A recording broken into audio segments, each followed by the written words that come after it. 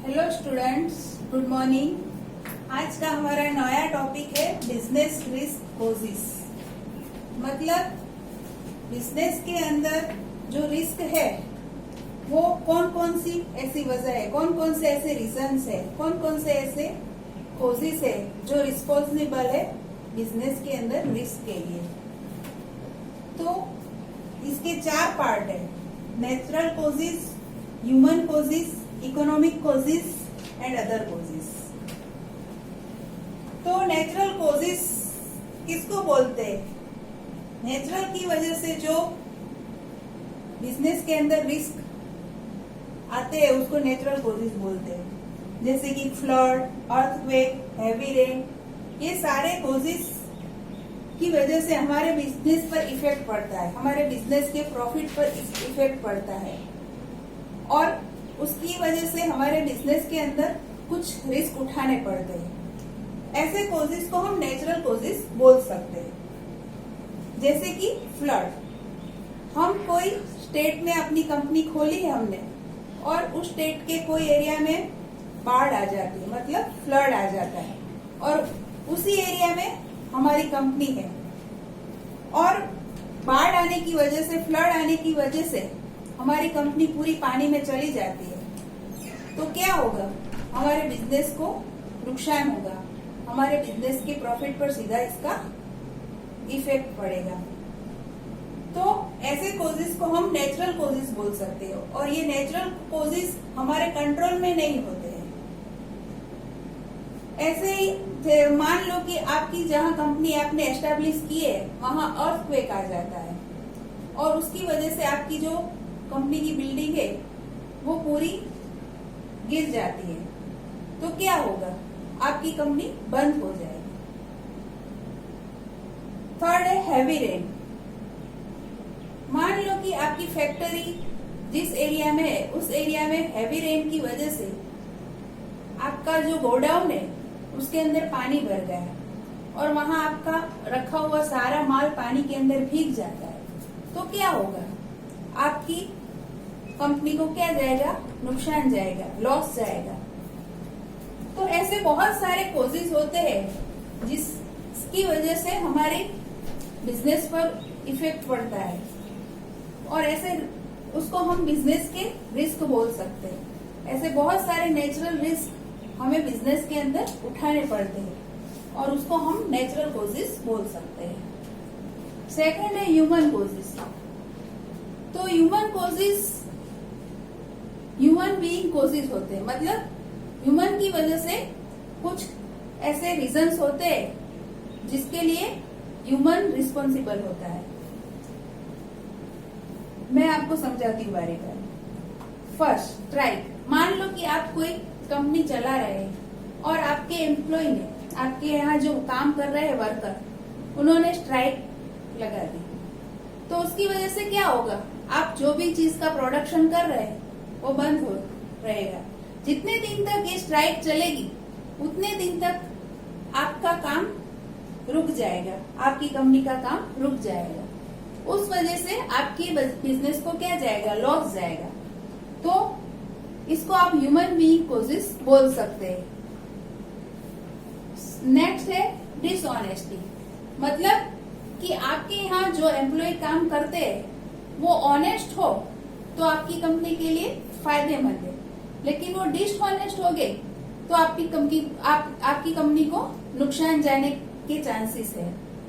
मैं ये बात आपको एक एग्जांपल के द्वारा समझाती हूँ। मान लो कि आपकी कंपनी के अंदर एक मीटिंग रखी गई है और वो सीक्रेट मीटिंग है।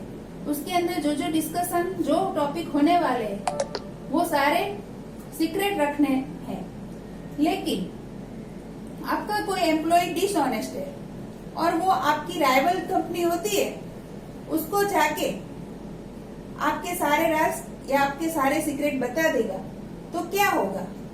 आपकी कंपनी को लॉस जाएगा। तो ऐसे बहुत सारे ह्यूमन बीइंग कोजेस होते हैं जिसकी वजह से हमारी कंपनी को रिस्क रहता है। नेक्स्ट है इकोनॉमिक कोजेस। उसके अंदर demand, competition, change of technology, सारे टॉपिक बारी बारी समझते हैं। डिमांड, तो आप जो भी चीज का प्रोडक्शन कर रहे हैं वो जो चीज की डिमांड कभी बढ़ती है कभी कम होती है, तो उसका सीधा इफेक्ट आपके बिजनेस पर पड़ता है। मान लो कि पहले आपकी चीज पूरे मार्केट में फेमस थी, तो क्या होगा, उस टाइम आप जो भी चीज का प्रोडक्शन कर रहे हैं उसकी ज्यादा डिमांड होगी। लेकिन मान लो कि मार्केट में उससे भी अच्छी नई प्रोडक्ट आ गई है, तो क्या होगा, आपकी प्रोडक्ट की डिमांड कम हो जाएगी। तो इसका सीधा इफेक्ट आपके बिजनेस पर पड़ेगा। नेक्स्ट है कंपटीशन। कंपटीशन मतलब मान लो कि अभी आप कोई भी बिजनेस कर रहे हैं, उसमें आपकी मोनोपोली है, मतलब आपका कोई कॉम्पिटिटर नहीं है, तो क्या होगा कि सारा प्रॉफिट आपका होगा। लेकिन आप जो भी चीज का प्रोडक्शन कर रहे हैं वैसी ही चीज प्रोडक्ट करने वाली कोई अदर कंपनी मार्केट में आ जाती है, तो क्या होगा, कंपटीशन होगा और आपका प्रॉफिट बढ़ जाएगा। मान लो कि आप कोई शॉप बना रहे हैं नाने का, और उस टाइम कोई भी कंपनी शॉप नहीं बनाती है, तब तो कोई बात नहीं है। लेकिन इन फ्यूचर में ऐसी बहुत सारी शॉप प्रोडक्ट करने वाली नई नई कंपनी आ जाती है और लोग उनके शॉप पसंद करने लगते हैं, तो क्या होगा, कंपटीशन बढ़ेगा। तो इसका सीधा इफेक्ट आपके बिजनेस पर पड़ेगा। नेक्स्ट है चेंज ऑफ टेक्नोलॉजी। अगर टेक्नोलॉजी में चेंजेस आता है तो उसका सीधा इफेक्ट हमारे बिजनेस पर पड़ता है और ये रिस्क हमारे बिजनेस को उठाना पड़ता है। उसका एक एग्जांपल मैं आपको देती हूँ कि मान लो कि आप अभी, आपकी कंपनी का नाम है नोकिया, मतलब आप नोकिया के मोबाइल प्रोडक्ट कर रहे हैं और बाजार में बहुत सारे नए नए मोबाइल कंपनी वाले आ जाते हैं, जैसे कि MI, रेडमी, और वो बहुत यूनिक फीचर्स लेकर आ जाते हैं मोबाइल में। तो क्या होगा, आपका मोबाइल पुराना हो जाएगा, इसलिए पीपल आपके मोबाइल को पसंद नहीं करेगी और नए फीचर्स वाले मोबाइल को पसंद करेगी। तो इसका सीधा इफेक्ट आपके बिजनेस पर पड़ेगा। तो ये किसकी वजह से हुआ, तो के चेंज ऑफ टेक्नोलॉजी, टेक्नोलॉजी में चेंज आया, इसकी वजह से। तो ये सारे इकोनॉमिक कॉजेस होते हैं जिसका सीधा इफेक्ट हमारे बिजनेस पर पड़ता है, जिसके बहुत सारे रिस्क हमारे बिजनेस के अंदर होते हैं, जैसे कि demand, competition, change of technology. ये सारे रिस्क हमें बिजनेस के अंदर उठाने पड़ते हैं। और नेक्स्ट है अदर कॉजेस। और बहुत सारे ऐसे कॉजेस होते हैं कि जिसका सीधा इफेक्ट हमारी कंपनी पर या हमारे बिजनेस पर पड़ता है, जैसे कि पॉलिटिकल डिस्टर्बेंस। हम जानते हैं कि इंडिया में पॉलिटिकल डिस्टर्बेंस बहुत है। गवर्नमेंट चेंज होती है तो वो नई पॉलिसी लेकर आती है, और बिजनेस से रिलेटेड कोई भी नई पॉलिसी लेकर गवर्नमेंट जब आती है तो क्या होता है, सीधा इफेक्ट हमारे बिजनेस पर पड़ता है। मान लो कि कोई पॉलिटिकल पार्टी ने एक दिन पूरे इंडिया का बंद का ऐलान रख दिया, तो क्या होगा, एक दिन के लिए आपकी कंपनी का पूरा प्रोडक्शन, सब कुछ काम रुक जाएगा। इसकी वजह से आप टाइम पर टारगेट पूरा नहीं कर पाएंगे। तो इसका सीधा इफेक्ट आपके बिजनेस पर और आपके प्रॉफिट पर पड़ेगा। तो ऐसे पॉलिटिकल डिस्टर्बेंस की वजह से भी हमारे बिजनेस को बहुत सारे रिस्क उठाने पड़ते हैं।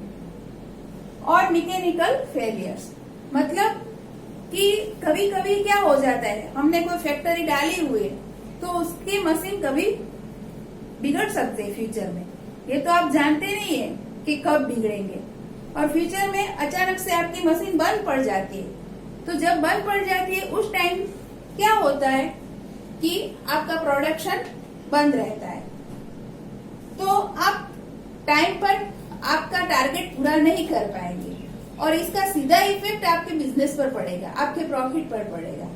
तो ऐसे बहुत सारे अदर कॉजेस भी होते हैं जो हमारे बिजनेस को इफेक्ट करते हैं और जिसकी वजह से हमारे बिजनेस को रिस्क उठाने पड़ते हैं। तो बिजनेस के अंदर ऐसे कौन कौन से रीजंस या कॉजेस होते हैं जिसकी वजह से बिजनेस को रिस्क उठाने पड़ते हैं, उसको हम बिजनेस रिस्क कॉजेस बोल सकते हैं। आपको पूरा टॉपिक समझ में आ गया होगा। नेक्स्ट पॉइंट नेक्स्ट पीरियड में समझेंगे। Thank you, bye.